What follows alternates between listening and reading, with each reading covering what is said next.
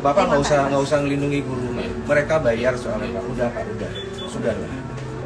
Saya mengeluarkan uang APBN-nya agar mereka masuk kelas, bukan untuk menerima hukuman. Nasib guru SMK Negeri 5 Denpasar hukum siswa 1,5 jam menulis karena telat 2 menit. Inilah nasib guru SMK Negeri 5 Denpasar yang memberikan hukuman 1,5 jam ke siswanya untuk menulis karena telat 3 menit.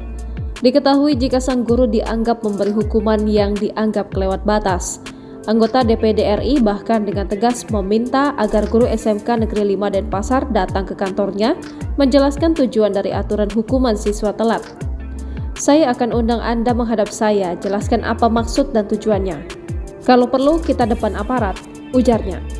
Bahkan Arya Wedakarna menolak adanya ketentuan handphone dikumpulkan di ruang BK.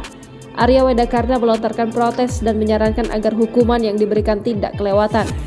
Saya mengeluarkan uang APBN ini agar mereka masuk kelas, bukan untuk dihukum. Hukuman tuh yang humanis aja, ibu jangan begitu, tambahnya. Bukan tanpa sebab, Arya menganggap jika tindakan itu termasuk pembulian terhadap siswa.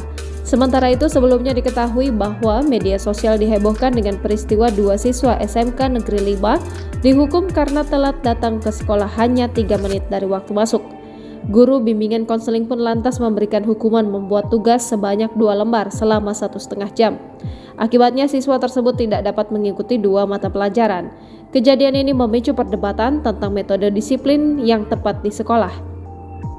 Anggota DPD RI Arya Wedakarna lantas mendatangi SMK Negeri 5 Denpasar karena tidak setuju dengan tindakan guru tersebut.